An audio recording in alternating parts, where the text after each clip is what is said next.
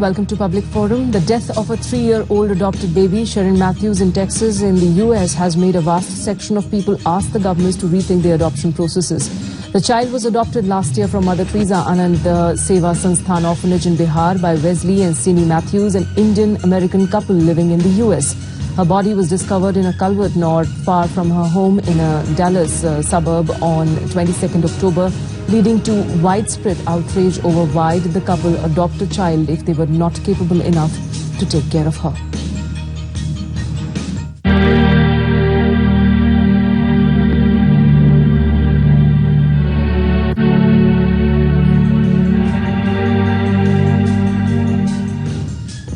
And the death of Sherin Matthews is a matter of investigation, but the incident has surely triggered an important debate about the need for a better mechanism to ensure people who adopt children are mentally healthy enough to take care of them.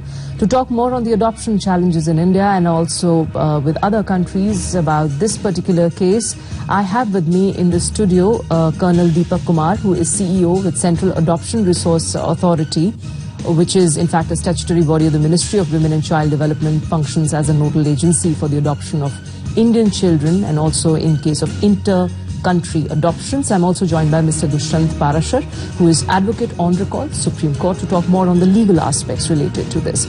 Welcome to the program. Let me begin the discussion with you, Colonel Kumar. What really went wrong in Sherin Matthews' case? If you can please throw some light on this. See, there are basically, as of now, 2 laws of adoption in India. The first law, which was a personal law, Hindu Adoption Maintenance Act of 1956, that was primarily enacted long time back, where a Hindu giver could give a child in adoption to a Hindu taker. But this was primarily centered around the needs or requirements of the parents, and there was a tradition of adoption in the Hindu religion, so hence it was enacted. Down the line, we started having Juvenile Justice Act, which was initially enacted in 1984, but adoptions was not given in detail in that. However, the Comprehensive Act under this JJ Act was enacted in the year 2000, after which we had some formalized kind of adoption for the orphan, abandoned and the surrendered children, which we call them children in need of care and protection. And under this, some guidelines were framed by CARA. Earlier, way back in 2004, then it was replaced in 11, then the latest one was in 2015. Now, if you recall, there was a famous case in which the JJ Act was to be amended in a very short time frame. And finally, in the year 2015, we enacted the new JJ Act. Okay. This JJ Act made CARA the statutory body. Earlier, it was an autonomous body. So, under this Act, CARA was permitted or authorized to frame adoption regulations, which is the subordinate legislation under the JJ Act. That is what we've come up with, right? There are adoption guidelines that way in place? There were adoption guidelines, but now that has been replaced by adoption regulations, which is a subordinate legislation. All right. So we notified this in the month of January this year. Otherwise, prior to that, we were following the guidelines under the JJ Act. Fine. But what about this Sherin Matthews case? Is this a case of inter-country adoption gone wrong, or what else? It is an inter-country adoption. But prima facie, if you look at the processes involved, all due process was followed. Basically, in any adoption of a child in need of care and protection, that means an orphan, abandoned or a surrendered child, 3 things are of prime importance. First is the sourcing of the child. Somebody has to verify that the child is not trafficked or it's not been illegally sourced. That work is done by the Child Welfare Committee. So every district has got a Child Welfare Committee which is notified in the JJ Act, and they publish advertisements in the newspaper, try and find out if their parents are there or not, and only once they are sure that there's no relative or a parent of the child, they declare them legally free for adoption. So in this case also, the sourcing of the child was verified. It was done. And this is the prime responsibility of the sending country in case of inter-country adoptions, which India did. All right. Okay. Now, 2 another important aspects here for ensuring the best interest of the child is the eligibility of the parent who is adopting. Are they good? Is their socio-economical profile has been done? So these are the things conducted through a process known as home study. Okay. There are qualified social workers Who do this. And in this home study for inter-country adoption is done by an agency known as Authorized Foreign Adoption Agency. Which was the party in this case too? In this case, HALT International is an authorized foreign adoption agency who did it. And their home study report was absolutely normal, and it gave a positive indication for permitting them to adopt a child. And the last is the post-adoption follow-up. Fine. After adoption, has the child integrated? Are the parents keeping them well? And this again is being done by the same AFA, same authorized All foreign right. adoption agency. So the country from where the child has been adopted, that country particularly doesn't remain in the picture after the adoption is done in such cases? Are you suggesting the that? country definitely remains in picture, but since the child and the parents are habitually residing abroad, the agency which does the follow-up is the same agency who has done the home study. Fine. And these reports are communicated back through the receiving country's central authority to us. All right. So like we are a Okay, central so there is an authority. information exchange which does happen. And we received 5 follow-up reports in this case as well in the first year. In fact, 4 follow-up reports are mandated in the first year, 2 in the second year. This And adoption- there were no signs of there were no signs. I've got a anything wrong 40-page here. follow-up report, the last 5 reports which I have received. Okay, let me understand it from Mr. Parashar here. Mr. Parashar, what is it that one can make out with this? You know, there's often this question that comes into your head, whether it's to do with some sort of a complexity around the inter-country adoption process, or is this a very case-specific thing which one needs to look at? Second one, it's very case-specific. The question herein is, all adoption processes has been taken care of, and he had been validly adopted. Now he is staying there. It's not as if he had just reached to Dallas. They are staying there for a long time. Now what has to be seen, whether when the adoption is valid. So question of inter-country adoption is ruled out. There is no question of inter-country adoption. It comes into picture when, if you remember, the Manders couple, when they moved forward for looking for adoption, then they had been asked, you cannot do this. Please go and look for Indian race children. That called inter-country adoption issue. Okay. But here it is not inter-country adoption. Here it is a case wherein a valid adoption has taken place. I have taken my child to US. There, since she is mentally, what comes in newspaper, that since she was mentally ill, not developing, and one fine night the father himself moves out that young girl at 3 a.m. in the morning and throws her out. The basic question is whether the adoption laws has to be taken care of, whether the criminal action, whether the couple's action is a criminal action. So it's a pure criminal action from a legal perspective. Okay. Wherein what you did, when the police asked from you, he said, we have thrown her out or moved her out because she's not drinking milk. Now, over the period she disappeared. Then she reappeared. Then he kept on changing his statement. She died of choking of milk. And then many more things kept on changing. He said, don't grill my wife, you grill me. So he kept on moving from one plank to other.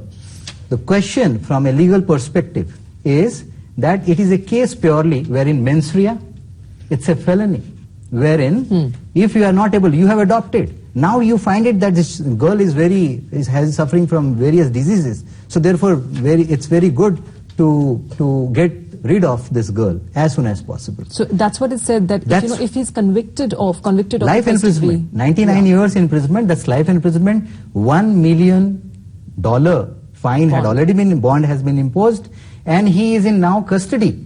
Before custody, he was under suicide watch, because the best, easiest way is to commit suicide in such circumstances.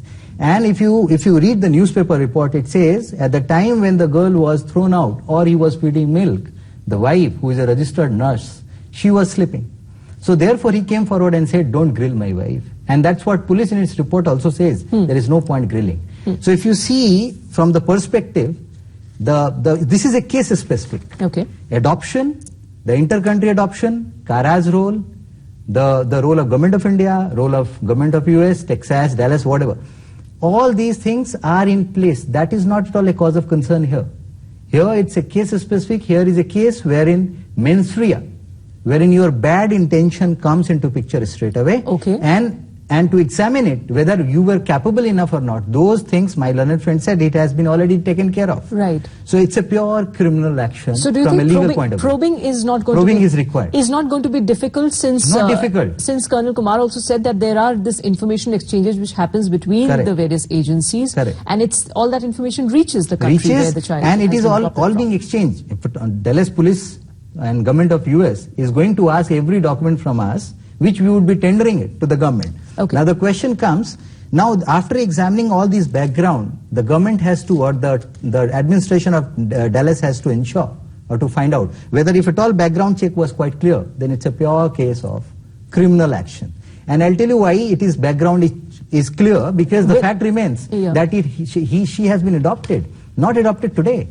It is not adoption it's adoption, old adoption. That's right. Meaning thereby green signal has been given that you can take this child away. And Hindu Adoption and Maintenance Act, Guardians and Wards Act, both comes into picture. If you see the provision, section 6, 7, 8, 9 of Hindu Adoption and Maintenance Act, followed by Guardians and Wards Act, who can be guardian, who can for the ward, and who can be given, who can adopt, and who can be taker, who can be giver, and who can be adopted. Okay. All provisions has been made in Hindu Adoption and Maintenance Act. Colonel Kumar, I'd like you to please throw more light on this. The fact that India is also signatory to the Hague Convention, and what difference does it make with countries being signatory to that on the adoption laws, on the adoption particularly processes? In fact, I agree with 90% of the points which our learned friend has spoken.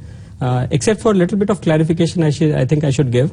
Firstly, I've got a comprehensive home study report which was done for this particular couple before they adopted. Though since it is confidential, hence obviously it is not declassified in the media, and hence media is getting all sorts of reports which are factually incorrect. In this case, basically the parents, knowing very well that the child they are going to adopt will have some minor correctable health issues. They went ahead with the adoption. They have, in fact, in the home study report, it is endorsed that they have stated that they wanted to adopt such a child. And this child was not at all mentally retarded. Okay. It had developmental delays because in many of the cases where the child is abandoned or left unattended, there is a delay because they are not tended well in the early stages of their lives. So that's everything is in place. Now, second point is, all inter-country adoptions today is only administered under the Juvenile Justice Care and Protection Act.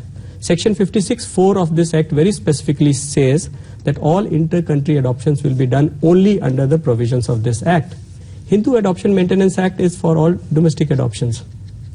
And not a single child can go abroad unless until CARA issues an NOC. We are not issuing any NOC in cases where now adoptions are being undertaken under any other act. Okay. Okay, so that's one of the things. That's one of the things. Now you talked about Hague Convention. Okay, as of now, almost 96 countries are signatory to this convention. This lays out or stipulates specific roles for the receiving country and the sending country. They are duty bound to exchange information, and certain commitment has to be given by both. In this case, India has been a sending country. There are a few countries who are primarily sending countries like China, Philippines, India, and some of the African countries. And the receiving countries are US, Canada, most of the European countries. Now, whenever a child goes from here and we issue NOC, prior to that, a commitment is given by the receiving country in the form of Article 5/17 under the Hague Convention.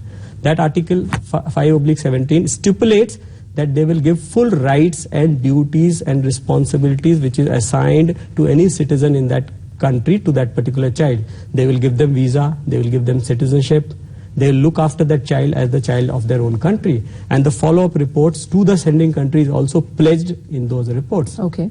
Which means it just strengthens the process. Absolutely, in short. Absolutely. Okay. And that is how the central authority is responding to all our queries. They're duty bound to do so. Okay. We'll take a very short break now in Public Forum. Stay tuned for more on the other side of this break, particularly on the adoption debate.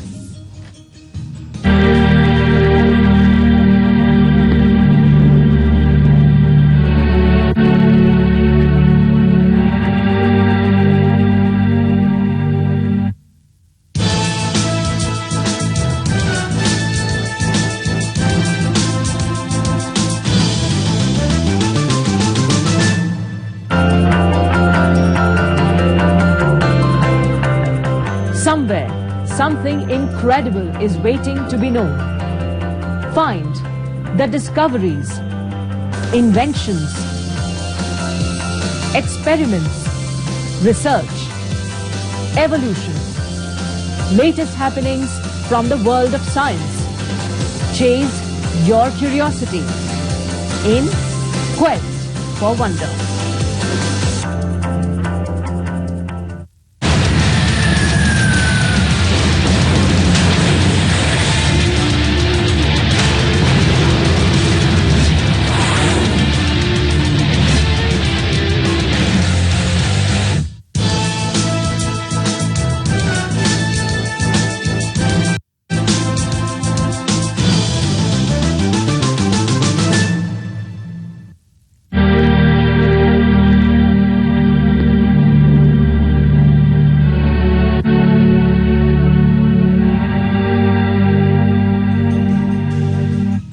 Welcome back. Well, it is important to note that there was no law in India to regulate adoptions in the 1970s. Government began to regulate the adoptions after Supreme Court judgment in 1984. India became a signatory to the Hague Convention on Inter-Country Adoption in 2003, and Supreme Court in 2016 had ordered the government to draw up strict guidelines for screening and tracking adoptions, following which the adoption regulations came into force. Now, let's first also look at this aspect, Mr. Parashar. The fact that, the regulations which are now in place around adoption, how strong they are, how effective do you think they are? They are effective. We are considered as one of those places Correct. where, many people would like to, many of the outsiders, they would like to come and adopt subject to children from. satisfaction of the competent authority. And competent authority, as you said, my learned friend is here, he is director. So therefore, SCARA takes into, and the law is very stringent. Law requires the satisfaction of the judge. Law requires the satisfaction of the competent authority, followed by the judge. Because you cannot adopt. So provisions has been made. The original act is 1956, Hindu adoption, that completely says who can adopt and who can be adopted. That is the basic act which has never been changed. So who can adopt and who can be adopted? That's very specific, saying sound mind, capable enough, you are competent enough, you are grown up, your socio-economic condition is quite good, then only you cannot singly adopt it. For adopting, you need to have wife with you. And if at all, and what procedures are there in which you can singly adopt? So all mechanisms are in place. There is a case which I fought till Supreme Court wherein a single parent, father, wanted to adopt. And he had been non-suited by the courts below. Finally, Supreme Court on certain terms and conditions allowed him. He said, I am taking care of, I am giving you an undertaking. Specific cases are considered. But till the time wife is with you, a wife, therefore the judge has to look for all nitty-gritty and niceties which Parliament had enacted. Okay. And if that, more specifically section 6, 7, 8, 9, 10. These are the sections of 1956 Act. And then correlation with Guardians and Ward Act. Juvenile Justice and Care Protection Act has come, if you read the Juvenile Justice, Care and Protection. Justice with juvenile, their care and protection. That has finally come into. Which is being followed correct. Right now with so therefore the Parent Act is 56. 56 Guardian, the first act is Guardian and Ward. Then Hindu 1956. So we don't know, we don't technically need more laws on adoption. That's what all laws are about. in place. We have a very strict system of adoption. And then followed by, once everything is being done, now CARA is the last authority. When it comes from, it starts monitoring it all. It starts from orphanage till final documentation. CARA is there to take care of. And then the entire report is to be placed before the honorable judge, who looks into it further and who approves it finally. So therefore, legally, it's a very sound mechanism in India, wherein that cannot be looked into and we cannot find fault with them. We have we in fact been able to incorporate a lot of changing requirements too. For example, about the single parents. I want you, Colonel Kumar, to please reflect more on this.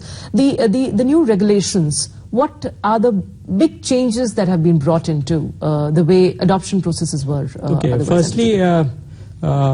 Firstly, Hindu Adoption Maintenance Act, which we are discussing, this was primarily an act which is a personal act, which cannot be applied to people from other religion.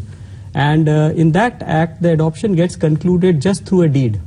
If a giver is there, if a taker is there, and all the mechanisms which she was speaking about, which is given in the section 9 of the HAMA, if those are being followed, then anybody can just make a deed. Okay. That deed can even be not notarized. All right. And it is valid adoption. Okay. So basically there is no check mechanism there. The sourcing of the child is not checked. There is no follow-up report. Right. So in this case, the court also doesn't come into play. Many people approach the court because Section 9 says that if the child, there is no giver, then you go and take permission from the court. But the deed finalizes the adoption. So that's a different thing altogether. Okay. What about the regulations, please? Now, this regulation which has come under the Juvenile Justice Act, this not only covers the orphan, abandoned and surrendered children in various orphanages who can be given under adoption through this act and the regulation, but also relative adoption, the new JJ Act. That means Section 252 of the JJ Act defined relative for the purpose of adoption as paternal or maternal uncle or aunt or paternal or maternal grandparents. If this happens to be there, then under JJ Act also anybody can undertake adoption, which is not an orphan, abandoned or surrendered children. Apart from this, there was no law or regulation wherein a step parent can adopt a stepchild. Okay. That was a gap in our process. So this we have included in the regulations. All right. So now a step parent can legally adopt their stepchildren. Earlier, Yeah, but what about the fact that CARA's own figures, statistics reveal that the adoptions have gone down drastically in case of in-country adoptions as well as somehow even in case of inter-country adoptions between 2010 and 17, while even when India is seen as one among the top 10 easiest countries to adopt children from. What are the reasons here? See, this is a trend which is observed globally. Okay. US was one of the countries where the adoptions were happening in a large number. So if you compare, I've just taken a figure from the Department of State on the US website. There also in the year 2004, they had approximately 23,000 adoptions. And now it has declined to 5,300. So there has been a 74% decline. Whereas if you compare the Indian figures, our decline has not even been 30 or 40%. We were having around 5,500 adoption under JJ Act, and now we are something around 3,200 adoptions we had last year, domestic adoptions. Okay. Now inter-country adoptions, there's no decline. In fact, it has increased. Earlier we were having around 300 to 400 inter-country adoptions. Now we are averaging around 600. Okay. And which means it has increased. It has increased, and most of the children who are being placed abroad are special need child or an older child. One quick thing, okay, that is also a trend. The ones with the special needs, they are chosen by the ones who are the adopting No, parents. it's not chosen. Okay. But under the Hague Convention, there is something known as priority of principle. Fine. That means a child should be first tried to be placed in their own socio-cultural milieu. That means if there is an Indian-born child, we should first endeavor to place him with an Indian parent. And today there are large number of domestic parents registered for adoption. So any healthy child, an absolutely fine, normal child, gets adopted by an Indian. We don't even refer them to the foreigners. But is this also a figure that there are approximately, the availability of children who are legally free for adoption, that is very few. Is that also a very known fact? True. Why is that so? If one would like to understand that, why is that so? See, there's no doubt of orphans particularly in the country. If you are looking at the figures of adoption, which we are right now discussing, this is the figure of adoption only under the Juvenile Justice Care and Protection Act. Okay. Now, as he was suggesting, there's another act which is a personal act, Fine. Hindu Adoption Maintenance Act. And India vastly has got a Hindu population.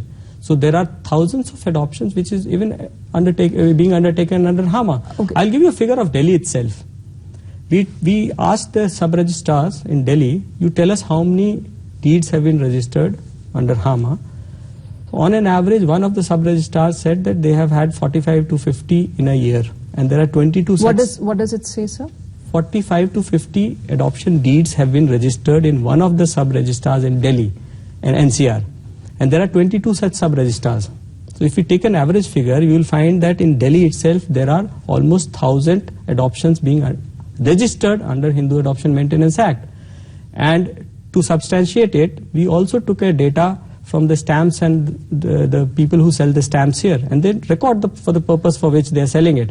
They said in Delhi itself, they have sold 3,200 stamps in a year for the purpose of adoption. Okay, Mr. Parashar, I'd like you to please explain more on this. Why is there that the availability of the children who are legally free for adoption is so little? Because legal adoption requires certain prerequisites. What are those? You need to have parents, first of all.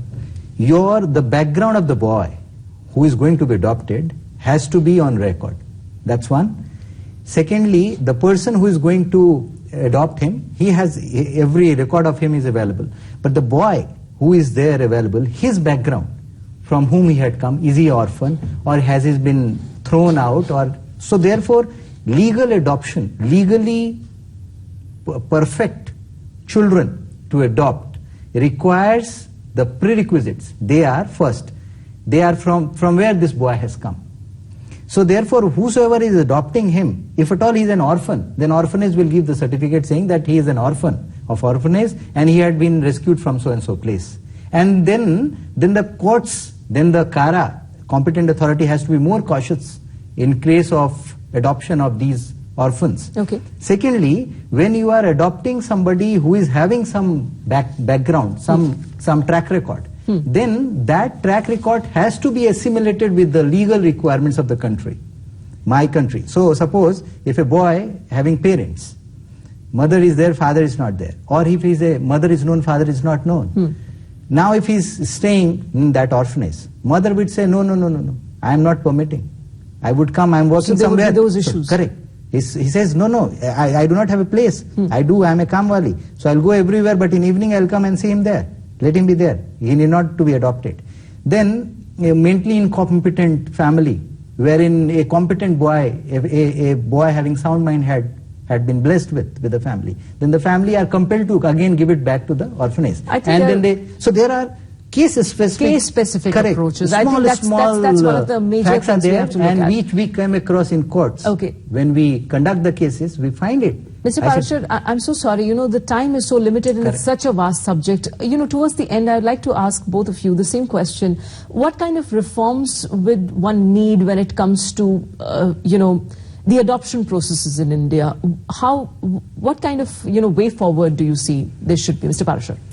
The answer would be, you are adopting an individual, a living body. Please ensure that after adoption, the history of Sherrin Matthew would not be repeated. He has to be under care and caution till he attains majority. He has to be, for 18 years, he has to be under the constant hawk of if at all he is from India, the Indian government must take a regular report. We cannot stop criminality. Fine. We cannot stop it because it's its own. But at the same time, a follow-up till 18 years, till the time he become an adult, is important. Important. I think that's one of the major takeaways. Well, Colonel Kumar, concluding remarks. Any legal reforms, it's an evolving process. Whenever any act or regulations are framed based on the requirement of the society or whatever we observe, we definitely tend to maybe modify it or upgrade it. That's a normal process. So in this case also, we'll definitely be reviewing this and we'll see. Otherwise, as of now, JJ Act, which has been enacted, is very stringent. It has got various agencies who looked into all these aspects.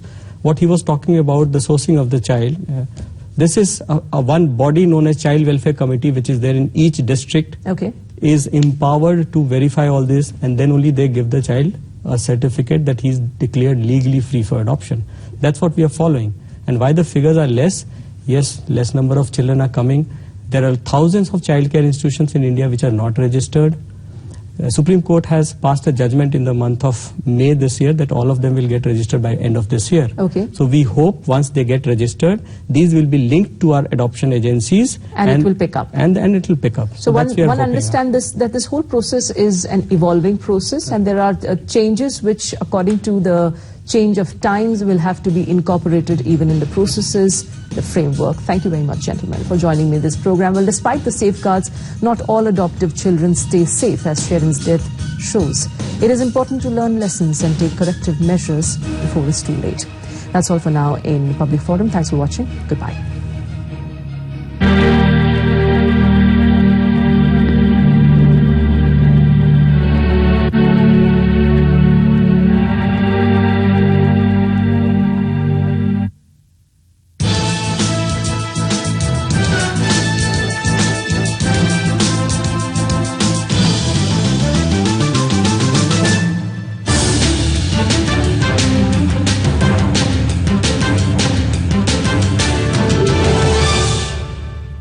नमस्कार, विशेष के इस खास अंक में आप सभी का स्वागत है। आपके साथ मैं हूं सिद्धार्थ। बिहार सर्वधर्म संभाव की सरजमी है।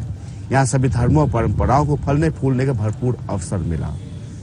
यहाँ पर हिंदू और सिख धर्म के अनेक निशानियां मौजूद है, तो वहीं जैन और बौद्ध परंपराओं के भी अनेक अवशेष